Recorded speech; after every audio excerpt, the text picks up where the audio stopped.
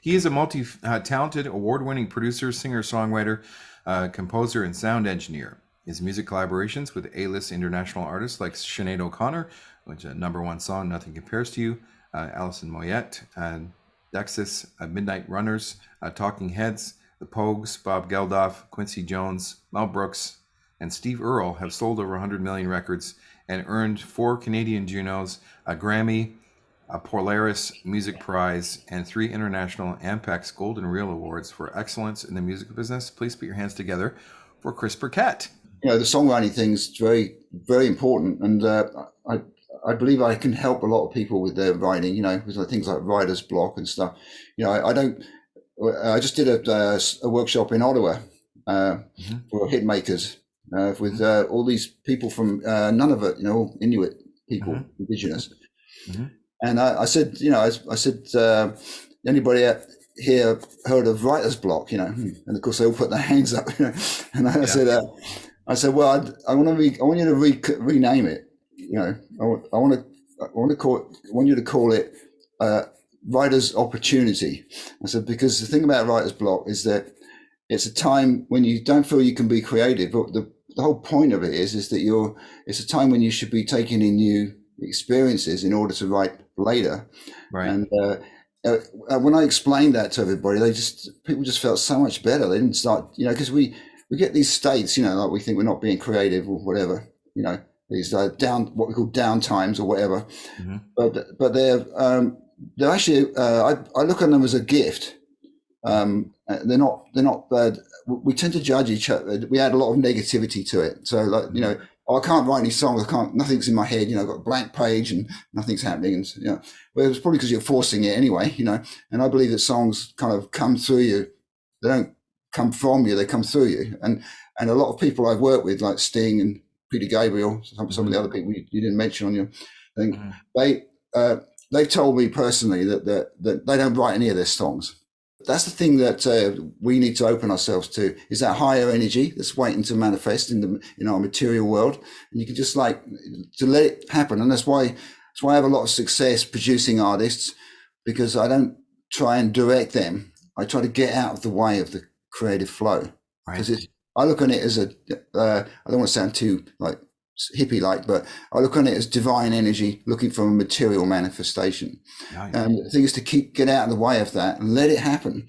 And then don't confuse editing with creativity. We always do that all the time. We always we start creating and then we stop and look at ourselves, and then we're editing. We're not creating anymore. And I learned this from Buffy St. Marie, who's an artist I've been working with since 1992. Yeah. And she taught me how to write. She helped me with so much of my lyric writing, because I used to write something I wanted to say, and then by the second verse, I would be looking back at what I did and approving or disapproving, and that's not creating, that's editing. So she taught me not to do that, just go straight through. It doesn't matter what you're going to say, doesn't matter how stupid it might look, because we tend to disapprove of our toothache lines, as John Otway calls it, the bad lines. We tend to disapprove of them, and we think, oh, I can't put that line in the song because all my friends will think I'm a tosser. So they, we tend to block ourselves right in the middle of the creative process. So she's taught me that. She said, if you get an idea that doesn't relate to the song, just write it on another page. Don't sort of stop and try and make it work, and don't worry about rhyming and shit like that, because it's easy to put rhymes in songs once you've got your idea down. You just have to change a few words here and there if you want it to rhyme, And in fact, some of the best songs don't rhyme. So there wouldn't be mountains if there weren't valleys, right? Right. And there wouldn't be day if there wasn't night, and there wouldn't be black if there wasn't white. So rather than taking sides, we should try and find a balance in between black and white and happy and sad and all that stuff that we go through. There's opposites, rather than identifying with either one of them. So I think the yin and yang symbol is really beautiful, because it has black and a white interlaced energy, but in the middle of the white there's a black dot, and in the middle of the black there's a white dot, which shows you that, says to me anyway, that there's always a potential there to ride past that extreme. We always have a light in us, but there's clouds of doubt and fear in the way, and we have to kind of somehow sweep past that and not get caught up by it. And that will, your creativity will go up like 1,000%. Yeah, well, there wouldn't be mountains if there weren't valleys, right? Right. And there wouldn't be day if there wasn't night, and there wouldn't be black if there wasn't white. So rather than taking sides, we should try and find a balance in between black and white and happy and sad and all that stuff that we go through. There's opposites, rather than identifying with either one of them. So, I mean, I think the yin and yang symbol is really beautiful because it has black and a white interlaced energy. Mm. But in the middle of the white, there's a black dot, and in the middle of the black, there's a white dot, which shows you that, says to me anyway, that there's always a potential there to ride past that extreme where you're in, the swing of the pendulum. What's your process in selecting a mic? Do you have a mic lockers? I would assume. Yeah, okay. I actually got my go-to mic. This is a very famous mic here. This has been on Copperhead Road, Steve Earle. All the Buffy St. Marie albums, Sinead O'Connor, Alison Moyet, Dexy's Midnight Runners. Everybody's sang into this mic. Now this is just it's an AKG. I was putting near I don't think you can see that. Yeah. It's an AKG 414BULS. It's one of the early ones. They got a new version of this out now, but I like this one. It's the good thing about this mic is it's really clear.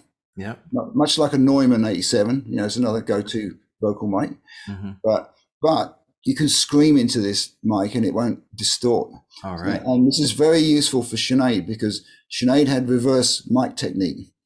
Okay. So I'll give you an example. Most people go, it's been 7 hours and 15, and then they go, nothing. When you get loud, you back off, right? Yep.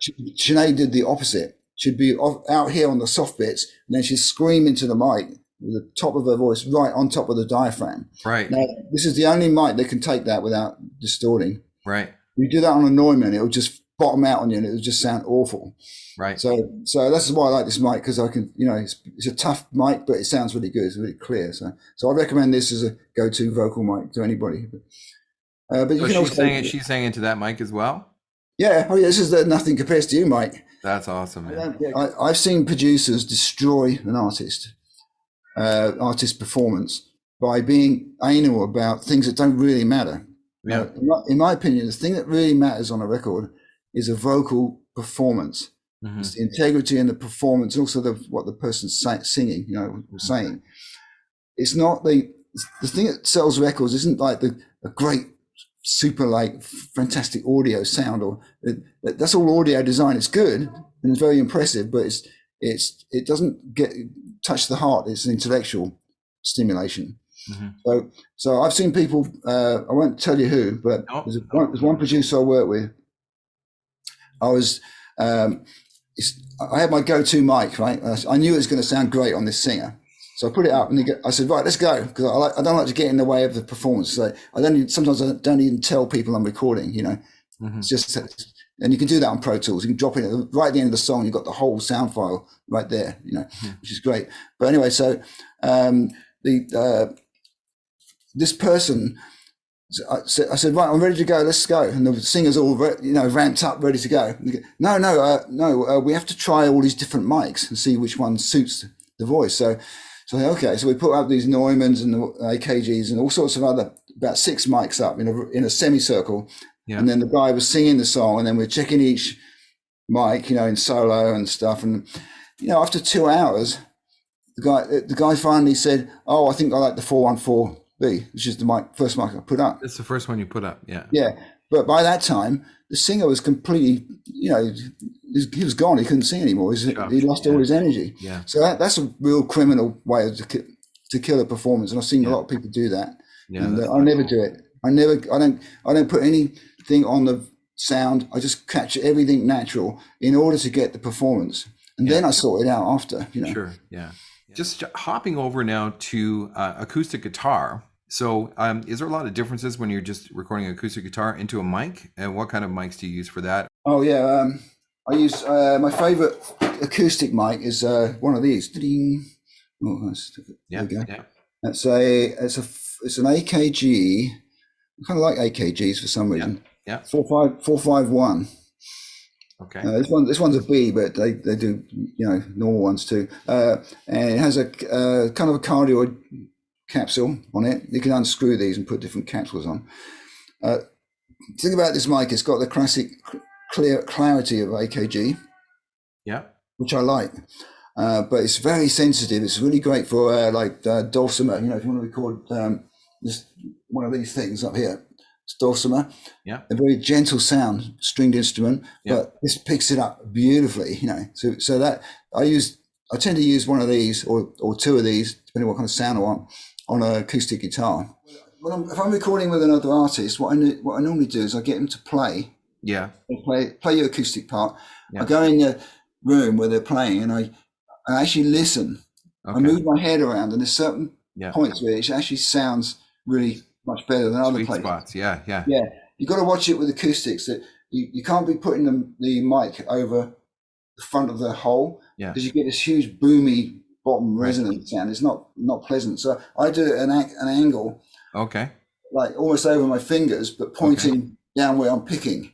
So you're not getting this direct bass coming out. You're getting this clarity here. And then sometimes I put a second mic just here on the wood. Yeah.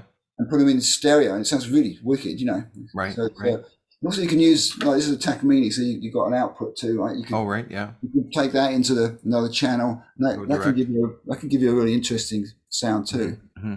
So do you have any like phase issues with two mics, or you just have done it enough where it's not an issue? Or with phasing issues, not so much of a problem on acoustics, but it is on drums. Okay. And I'll tell you what, I had the good fortune to work with Led Zeppelin. But what I did learn from talking to Bonham, because I said I really love the sound on your records. How do you get that wicked drum sound? Yeah. He said, I hate microphones. I only let them put one mic in the room. Wow. So what they do is they put a mic at the room's very important. It's got to be like a really slate, or, you know, if you want that kind of nice, you know, reverby sound. The reason that one mic sounds so good on a drum kit is because you've only got one diaphragm moving. Right. And it's 100% in sync. If you put two mics up, you're suddenly getting phase cancellation. Oh, you have collaborated with some of the best artists and producers in the business. Are there any experiences you'd like to share that you feel might benefit our attendees that are looking to maybe become more successful in the sync music business or music business in general? I've covered some of the main things that get in the way of creativity, right? Which is one of them is editing while you're creating. You know, I should try not to let that happen. That's a big one, yeah. That's a big one. But sometimes it's necessary just to don't ever allow yourself to get put under pressure. You know, it's all about pressure these days, right? You've got to get this done, you've got to get that done. It's kind of an illusion, because sometimes if you just step away, you say, I can't get, this isn't working. And you just go and make a cup of tea or something, or whatever you like to do. You can come back to it, and suddenly it's just like, it's really obvious. The thing that you were, I've seen people getting into, like, in a vortex of suppressed energy, and you've got to let that pass, and then just come back to it. Right. That really helps a lot. I'm fortunate in that I can work really quick. I can get a whole track together in within a day, like ready to mix. You know, but that's because I've been making so many records. I know what to do. I don't actually waste time. But I also know my sound library really well, and that's another thing. If you've got new sounds, which are lots of them, as you know, there's a lot of sound stuff out there for us to use. It's wonderful. You know. It's really useful to actually spend time when you're not under pressure to do something, but just go through and listen to everything, make little notes, you know. Like on my new, I've just got some XO drum sounds. I'll go through and put little hearts on the things that excite me, you know, and that can save a lot of time. So if you suddenly have to come up with something and you're under a bit of a time thing, it's really useful to actually know your library. Chris, thank you so much for your time, and especially your extra time. I really appreciate you coming in again to speak to everyone, and to me, of course. I really enjoyed the fact that we were connected from the days of Song Studio, and your expertise and insights, and talks about divinity and channeling and positive energy is definitely heard today. Thank you so much. Well, thanks. Thank you for inviting me, and thanks for listening, everybody.